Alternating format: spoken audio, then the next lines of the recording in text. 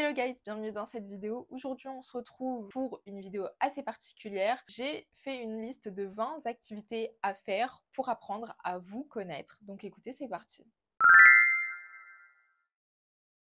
La première activité que je vous conseille de mettre en place, c'est une activité aussi qui va être très libératrice, ça va être d'écrire. Alors vous pouvez écrire ce que vous voulez, mais plutôt écrire dans le sens où vous allez peut-être avoir un journal intime, écrire dans les notes de votre téléphone. Le fait d'écrire, des fois, certains moments de votre vie, ça va vraiment être libérateur parce que ça va vous permettre de mettre sur papier en fait ce que vous pensez, ce que vous aimez pas, vos idées, etc.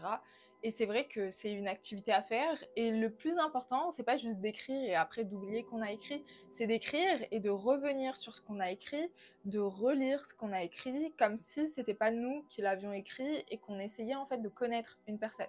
Donc moi, je sais que c'est quelque chose pendant mon éveil spirituel. J'ai une note dans mon téléphone où j'écrivais vraiment les trucs qui étaient lourds, quoi. Et c'est vrai que souvent, je retournais, je relisais et je me disais, ok, bah là, j'ai écrit sur ça, ça m'atteint parce que comme valeur, je vais avoir ça. Et en fait, ça permet vraiment de mieux se comprendre, mieux se connaître et mieux apprendre à se connaître. Donc c'est vrai que écrire, c'est très souvent sous-estimé, mais c'est extrêmement important. Le deuxième, ça va être de faire une liste de vos qualités. Alors pourquoi faire une liste de vos qualités? Je vous ai déjà dit, avec la loi d'accumulation, et pour développer son estime de soi, c'est essentiel. Il faut apprendre à se connaître, les bons moments, les mauvais moments, les qualités, mais aussi, et on arrive à notre troisième activité, les défauts. Écrivez une liste de vos défauts.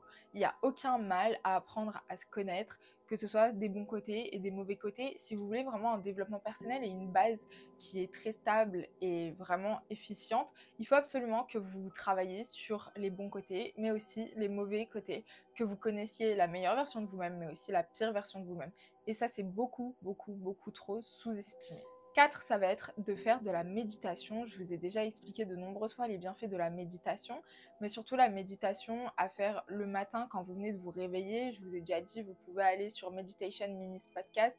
Ce sont des podcasts de Shell Hamilton qui durent 10 minutes maximum, 7 minutes pour la plupart. Et en fait, vraiment, ça va vous permettre, déjà juste le fait que vous choisissiez tel thème ou tel thème, ça en dit beaucoup sur votre mood, sur ce que vous voulez de votre journée, etc. Donc ça aussi, ça vous permet à vous connaître juste par le choix du podcast que vous faites, que vous allez écouter, que vous allez méditer, mais aussi après, dans la méditation en elle-même, vous allez apprendre à vous connaître. Par exemple, si vous êtes en train de méditer et qu'en background, dans vos idées, vous avez toujours un truc qui tourne comme ça là, c'est qu'il y a peut-être des non-dits, il y a peut-être un truc qui n'a pas été résolu dans votre vie, etc. Et c'est vrai que ça va vous aider à vous reconcentrer sur le soi, votre vous vraiment profond. Le cinquième, ça va être de définir ses valeurs et ses principes, mais du coup ça va de pair et je vous invite à aller voir la vidéo sur les valeurs et les principes où je vous donne littéralement des exemples et où je vous explique chaque valeur et chaque principe, comment ils vont ensemble, comment est-ce qu'ils sont appliqués, comment les mettre en place, etc. Le sixième, ça va être de faire de la natation. Dans ma précédente vidéo sur le silence, les différents types de silence, je vous ai expliqué que le fait d'être sous l'eau, ça vous permet de vous reconnecter avec vous parce qu'il n'y a pas de bruit ou c'est vraiment des bruits étouffés, des bruits sourds. Et du coup, le seul bruit qu'il y a, celui qui résonne encore plus fort, c'est la petite voix dans votre tête. Donc vraiment, faire de la natation, être sous l'eau, ça vous permet de vous reconnecter avec vous-même et d'être face à vous-même, à l'intérieur, à ce qui est dit à l'intérieur de votre tête. Donc c'est vrai que c'est une activité pareil qui est beaucoup sous-estimée mais qui est très importante. Et aussi n'hésitez pas à vraiment faire de la natation. Alors vous n'êtes pas obligé de faire ça dans une piscine, vous faites ça à la plage ou comme vous voulez, mais le fait de faire de la natation, faire des longueurs, etc., je sais pas, vous pensez à quelque chose qui vous énerve et vous vous dites ok, bah là je vais faire une longueur hyper rapidement en crawl, etc., bah ça va vous libérer en fait. Et là, vous allez vraiment pouvoir vous concentrer sur cette chose-là, mais aussi vous libérer de cette chose-là. Donc c'est vrai que la natation, c'est très sous-estimé, mais c'est un peu une thérapie. Et d'ailleurs, je viens de lire un commentaire que vous avez laissé sur une de mes vidéos, je me souviens plus du tout du nom de la personne, désolée, mais on m'avait dit qu'il y a des thérapies de montagne qui se font sous l'eau, donc c'est vrai que c'est pas pour rien s'il y a des thérapies de montagne qui se font sous l'eau, donc dans les piscines, etc. Ça me fait un peu penser au... Comment on appelle ça? Vous savez, il y a des endroits où on va, c'est un peu comme des bains thermiques, mais c'est pas ça le terme, je me souviens plus, mais c'est des trucs très il y a de l'eau partout et vraiment la plupart des activités qui sont faites, c'est avec de l'eau. Truc thérapie, je sais plus c'est quoi. Mais enfin bref, la natation, très bonne activité à faire. Le septième, ça va être de faire une randonnée. Évidemment, le mieux, que ce soit pour la natation ou la randonnée, c'est de faire ça tout seul.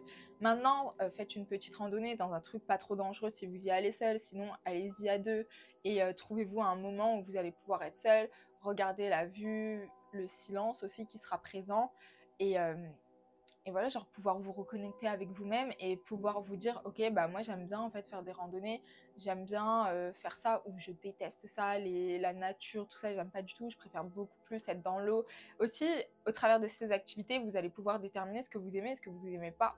Donc c'est important de les faire. Le huitième point, ça va être de faire des tests de personnalité. Alors les tests de personnalité, ça aide parce que déjà, ça vous pousse à faire des choix, parce que si vous ne choisissez pas entre les 4 options, bah en fait, vous n'allez jamais finir le test de personnalité. Le but, c'est de le faire, de le finir et de le faire correctement. Donc déjà, ça vous aide à trancher dans vos choix, mais aussi, ça vous montre, par exemple, bah tiens, quel est ton groupe de rock préféré? On vous met, je sais pas, les Beatles, AC/DC, etc. Et vous vous dites, bah putain, moi je kiffe les 4, mais en vrai, mon coup de cœur, c'est AC/DC parce que dans cette interview, tel membre, il avait dit ça, etc. Et ça reflète mes valeurs. Enfin, moi, vous voyez, ça vous pousse en fait littéralement à la réflexion. Donc les tests de personnalité, c'est très bien, pareil, très souvent sous-estimé, mais moi, mon Dieu, il y avait un site à une époque où il y avait que des tests de personnalité, et même sur YouTube, vous trouvez des tests de personnalité un petit peu esthétiques pour déterminer votre style, etc., ce que vous aimez. Donc franchement, faites-le, faites-le. Le neuvième, ça va être de faire de la peinture. Alors, vous pouvez faire de la peinture chez vous, etc. Le plus important, ça va être le style de peinture que vous décidez de faire. Est-ce que c'est vraiment, vous reproduisez quelque chose à la perfection, ou est-ce que c'est vous développez une nouvelle technique, ou vous essayez je sais plus comment ça s'appelle, vous faites couler de la peinture et ça fait une forme toute seule. Enfin bref, ça aussi, ça va en dire long. Est-ce que vous aimez avoir le contrôle? Est-ce que vous aimez la perfection? Ou est-ce que vous aimez le lâcher prise? Vous aimez les choses qui viennent elles-mêmes naturellement, etc. Est-ce que vous allez aller au bout du tableau? Est-ce que vous allez pouvoir vraiment concrètement faire ce que vous vouliez faire, ne pas abandonner en cours de route, etc. Ça en dit long, hein, parce qu'on dirait ouais, de la peinture, c'est pas grand-chose. Si, si, c'est grand-chose. C'est grand-chose. Je vous garantis que ça en dit plus sur qui vous êtes que le travail que vous décidez de faire ou les études que vous avez fait, clairement. Ensuite, le dixième, ça va être d'apprendre de jouer d'un instrument de musique. Ça peut être du piano, de la guitare, peu importe. Vous pouvez aller dans une brocante, trouver des vieilles guitares ou des vieux synthés, des vieux pianos, etc. Ou littéralement aller prendre des cours pour apprendre un instrument. Moi, je sais que j'avais essayé la guitare, mais franchement, j'aime bien, mais j'avais pas envie d'apprendre à lire les trucs et tout. Enfin, en fait, ça m'intéressait pas tant que ça. Donc, j'aime écouter de la musique. De là, aller à faire de la musique, non. Je préfère faire des karaokés, par exemple. Donc, voilà. Vous voyez, ça vous permet d'apprendre. Est-ce que vous êtes doué? Dans tous les cas, en fait, vous allez apprendre quelque chose. Ça, c'est sûr et certain. Et aussi, le fait de tester plein d'activités, ça vous permet de voir à quel point est-ce que vous pouvez être un caméléon et à quel point est-ce que vous pouvez vous diversifier et à quel point est-ce que vous pouvez développer des capacités pour certaines choses. Le 11e, ça va être de faire de la poterie. De la poterie, soit vous faites ça chez vous, soit vous prenez un cours, etc. Le but, là, ça va être de savoir est-ce que vous êtes une personne manuelle? Est-ce que vous aimez les activités manuelles? Est-ce que vous savez être une personne patiente? Parce que ça prend des heures pour faire une petite tasse, surtout quand on ne sait pas faire de la poterie, quand on n'en a jamais fait. Est-ce que vous préférez la partie création? Est-ce que vous préférez la partie décoration? Ça vous met aussi face à votre créativité, donc c'est vrai que c'est une activité qui est assez intéressante à faire. En plus de ça, soit vous faites un bol, une tasse ou je ne sais quoi, vous repartirez avec, donc c'est top. Si vous l'avez bien fait et qu'il ne se casse pas. Voilà. Le 12e, ça va être de faire du coloriage. Alors pourquoi est-ce que j'ai mis ça dans la liste? Pour la simple et bonne raison que ça va être un moment de calme où vous allez vous retrouver avec vous-même. Et aussi, une fois que vous aurez fini votre coloriage, le but, comme pour écrire, c'est de revenir le voir et de l'analyser. Pourquoi est-ce que j'ai choisi ces couleurs-là et pourquoi est-ce que j'ai pas choisi d'autres couleurs? Pourquoi est-ce que j'ai décidé de faire ce coloriage-là et pas un autre? Enfin voilà quoi. Posez-vous constamment des questions. Pourquoi? S'il y a bien une personne à qui vous pouvez demander pourquoi, c'est à vous-même. Et comme ça va vous permettre de déterminer, vous préférez les couleurs pastel, vous préférez les couleurs plus sombres, ah bah tiens, vous préférez les fleurs dans ce style, vous préférez ce style-là parce qu'il est plus brouillon, il est plus fouillis, etc. Il y a plus de... Je sais pas, ça fait ressentir quelque chose en vous? Enfin voilà, plein de questions, mais voilà, coloriage très sous-estimé. Le 13e, si vous pouvez le faire seul, si vous avez le budget, c'est de voyager. Partir un week-end, ça sert à rien. Partez minimum 5 jours. 5 jours, c'est très bien. Un petit voyage seul, c'est excellent. Ça vous permet de voir, est-ce que vous savez vous organiser? Est-ce que vous pouvez compter sur vous-même? Est-ce que vous êtes tête en l'air? Est-ce que vous n'êtes pas tête en l'air? Est-ce que vous êtes bien organisé? Est-ce que vous avez bien vu, ok, bah, l'avion, c'est un bagage de telle dimension, du coup, est-ce que voilà, genre vous arrivez à vous adapter, vous réadapter? Est-ce que vous savez apprendre une langue rapidement si c'est une langue que vous connaissiez pas avant? Est-ce que voilà, vous arrivez à aller vers les gens, demander un renseignement comme il faut, etc. Est-ce que vous arrivez à vous débrouiller, en fait, s'il y a un problème? Euh, voilà, ça vous permet de voir et ça vous permet de vous reconnecter avec vous. Donc, c'est vrai que faire un voyage seul, c'est parfait. 5 jours, c'est très bien, c'est largement suffisant. Est-ce que vous n'avez pas peur d'aller vous asseoir seul à une table pour manger? Parce que là, pour le coup, vous êtes vraiment seul. Et aussi, le fait de voyager seul dans un endroit qu'on ne connaît pas et où personne ne nous connaît, c'est qu'en fait, on n'en a plus rien à faire du jugement des autres. Voilà. C'est des personnes que vous ne reverrez pas, donc on s'en fiche. Donc c'est vrai que ça aide énormément. Le 14e, ça va être de créer un vision board. Je vous ai déjà fait une vidéo là-dessus, donc je vous renvoie sur ma vidéo du vision board. Le 15e, ça va être d'aller au musée. Pareil, le choix du musée, combien de temps vous restez dans le musée, dans quelle salle est-ce que vous avez passé le plus de temps, est-ce que tel ou tel tableau fait ressentir chez vous certaines émotions. Voilà, ça aussi, ça en dit très long sur votre personne. Le 16e, ça va être d'aller courir pour savoir est-ce que c'est quelque chose qu'on aime, est-ce que c'est quelque chose qu'on n'aime pas, est-ce qu'on va toujours faire le même parcours quand on va aller courir, ou est-ce qu'on va toujours chercher à avoir un parcours différent, à se surpasser, etc. Est-ce qu'on va se chronométrer, est-ce qu'on va pas se chronométrer, est-ce qu'on va se challenger ou pas? Ça aussi, ça en dit long sur votre personnalité et ça va en dire long sur qui vous êtes réellement, ce que vous aimez, ce que vous aimez pas. Le 17e, ça va être d'aller faire du shopping. Alors pourquoi est-ce que j'ai mis ça dans la liste? Pour la simple et bonne raison que ça aussi, ça va en dire long sur ce que vous aimez pas, sur votre style vestimentaire. Est-ce que vous en avez un? Est-ce que vous en avez pas un?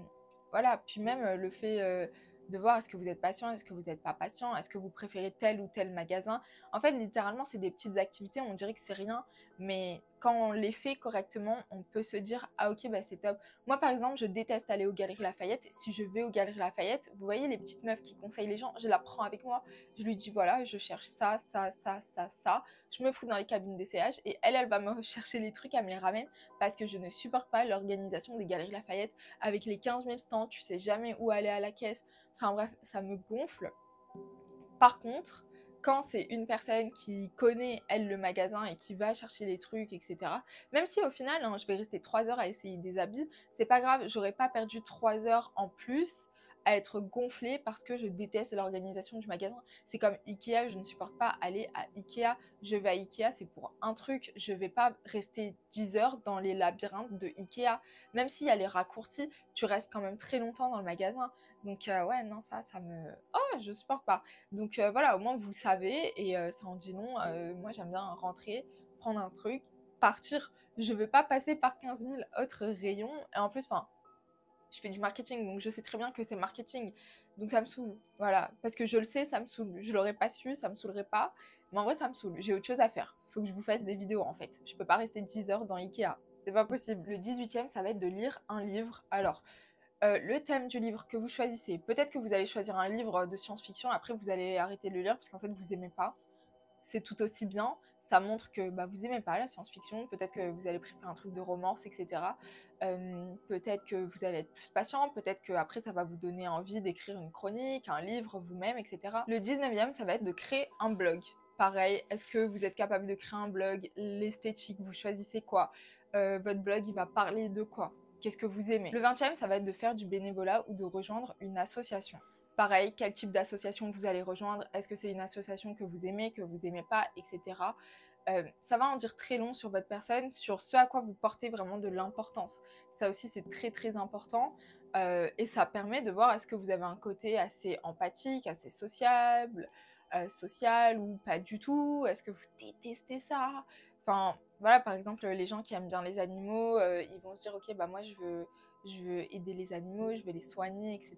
Ça montre que vous avez un côté empathique, pas que envers les personnes humaines, mais aussi que vous considérez aussi tout être vivant, que ce soit les plantes, enfin voilà, ça en dit énormément. parce que là, vous allez consacrer du temps à quelque chose, de l'investissement gratuitement, parce que forcément, on fait du bénévolat, on n'attend pas à être rémunéré et on n'est pas rémunéré. Donc voilà, est-ce que vous allez préférer donner à manger aux SDF voilà, si vous n'êtes pas payé à faire quelque chose, qu'est-ce que vous ferez? Et bien ça en dit long sur votre personne. Que même si vous ne le faites pas jusqu'au bout, parce que je sais pas, vous n'avez pas le temps dans votre emploi du temps, c'est pas possible, c'est pas grave. Juste le fait de se poser la question, de faire les démarches, de chercher les différentes associations, etc., d'aller peut-être faire une journée d'essai, c'est déjà, on va dire, 50% du travail qui est fait pour apprendre à vous connaître et c'est très bien comme ça. Écoutez, guys, c'est la fin de cette vidéo. J'espère qu'elle vous aura plu. Ne vous inquiétez pas, il y a une deuxième vidéo qui arrive avec 20 autres activités à faire pour apprendre à vous connaître. En attendant, comme d'habitude, prenez soin de vous et on se retrouve à très bientôt pour une prochaine vidéo. Ciao, ciao!